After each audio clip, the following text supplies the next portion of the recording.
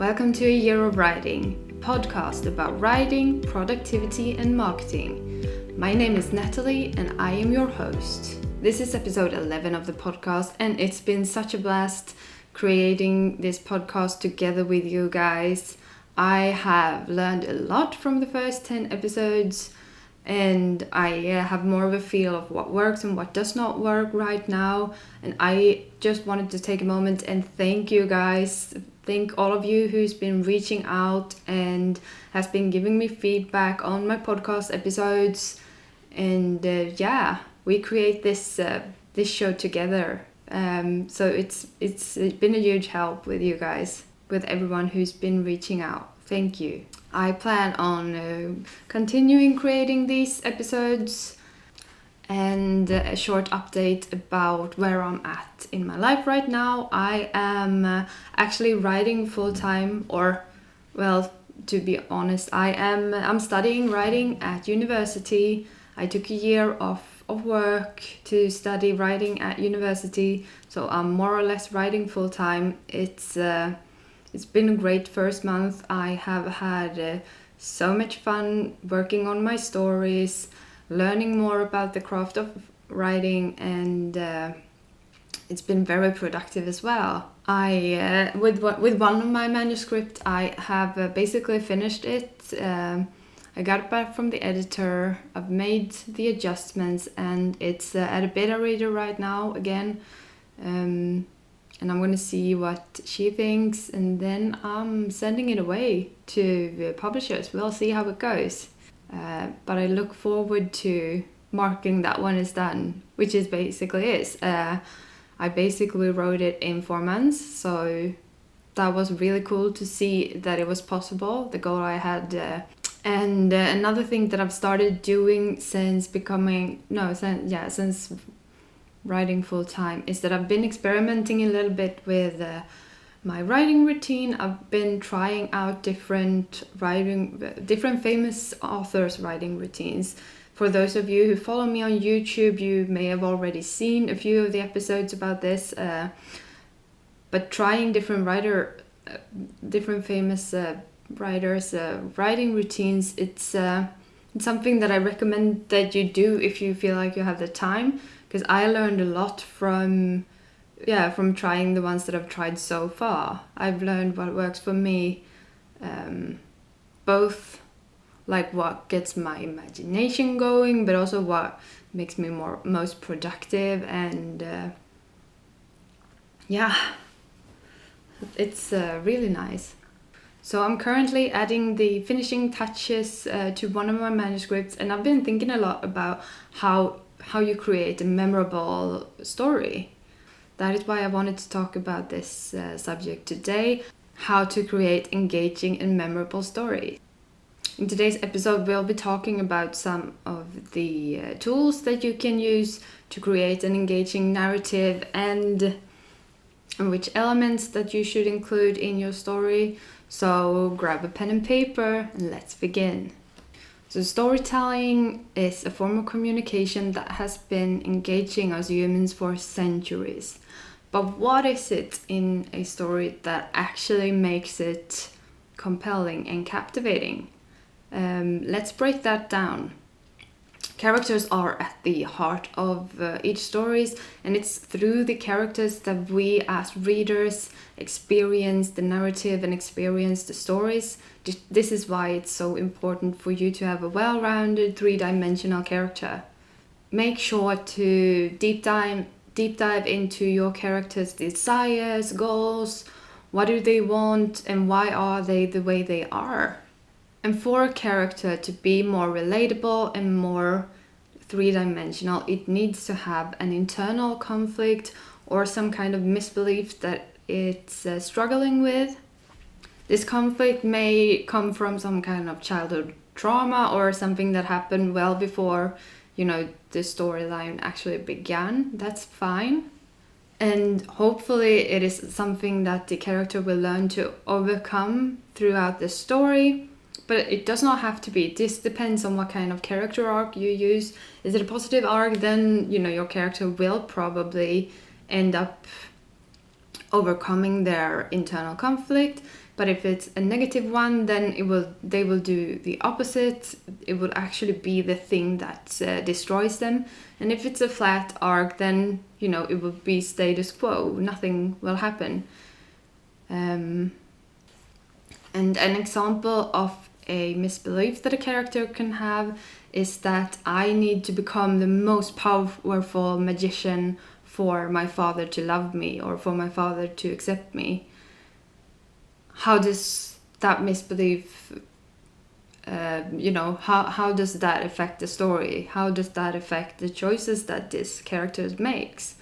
Because if the character wants power, it sounds like that character is going to do anything just to, become more powerful.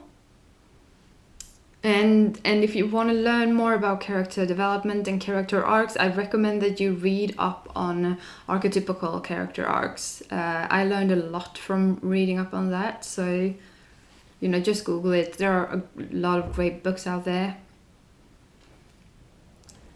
And the next element for you to create a captivating story is for you to have a good plot and a good story structure. I know that there are some people that think that they don't need to work with plot and they don't need to work with story structure, but the truth is that for a story to actually be,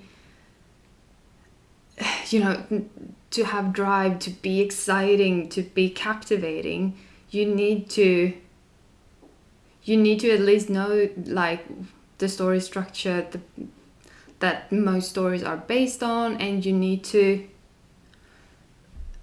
understand why they work the way they are. Because they've worked for thousands of years. There's a reason for that. And well-crafted plot takes the reader on a journey. And if you've planned out a good plot and have a good story structure, you'll make sure to, keep tension and hook the reader at the right places. And also when you know the story structure, I think when you've mastered the craft, then it's okay for you to break it. But if you don't know the craft yet, then you can't disregard it. It's like learning how to paint. You have to learn the basics before you can start experimenting and before you can start doing weird stuff, I guess. At least if you want to be like a master painter. And plot and story structure, that is what keeps us turning the page when we read.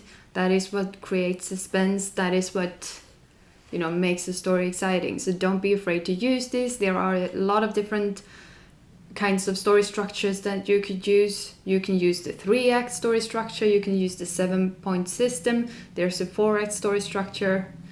And if you want me to make future episode about the different kinds of story structures and plots that you can use, let me know in the comments or send me a DM. I would love to deep dive in these. So if you want that, let me know. Another critical element that really, really creates the story is the setting. And setting means that the world that the story takes place in, and it doesn't really matter, if you write fantasy, then, world building is a big part of creating the world.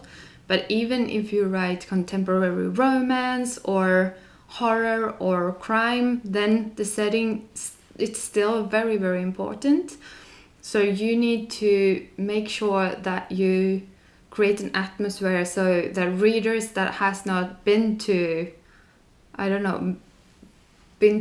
Stockholm or wherever your story takes place, make sure that they feel that they're there.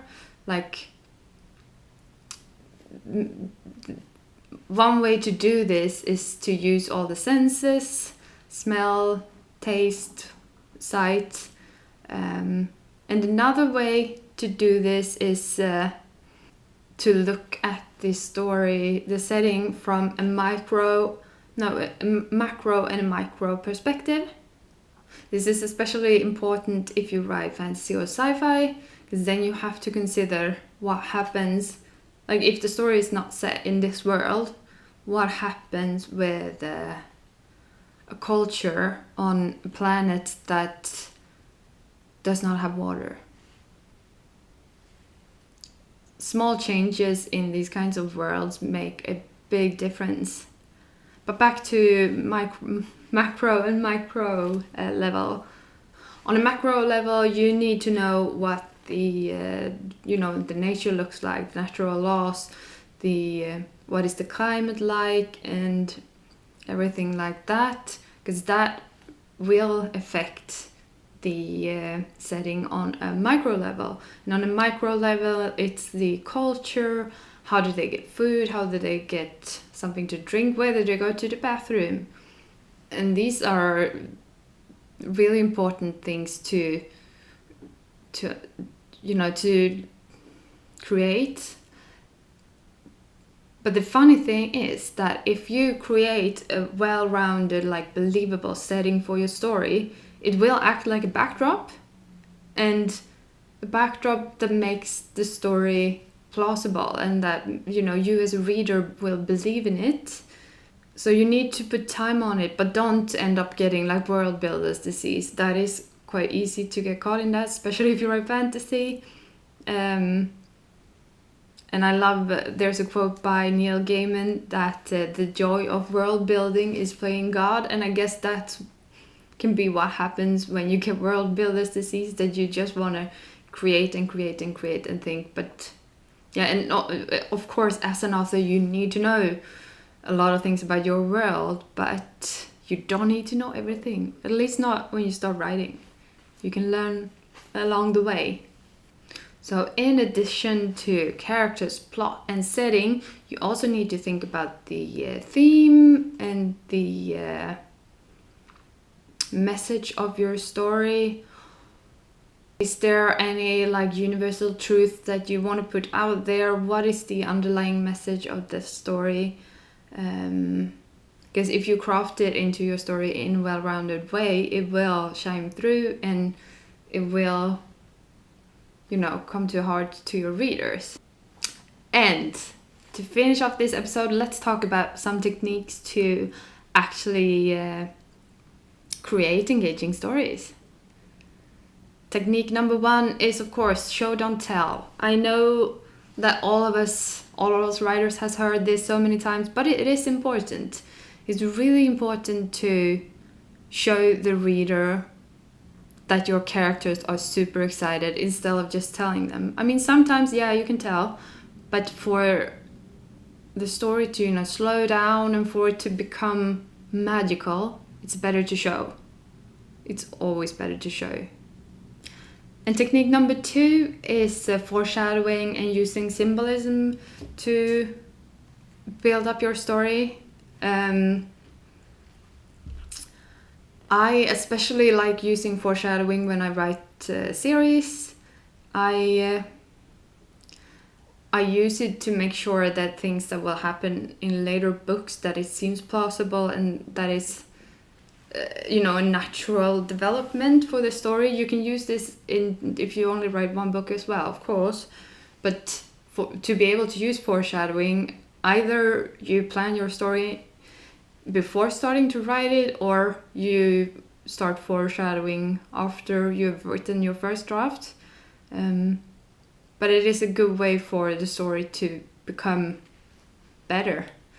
And last but not least is to, take an extra look at the dialogue in your story. Great dialogue, if you write great dialogue, you as a reader will be able to tell the difference between which character is talking, without saying said Lisa or said Mark. So make sure that your character has a unique voice, because that will make for a much better story.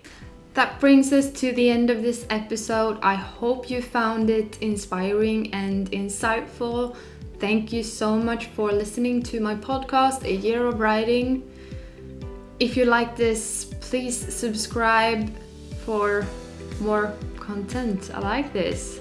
Remember that storytelling is a powerful tool, and with it you can inspire other people. You can create worlds for them, and you can connect with readers.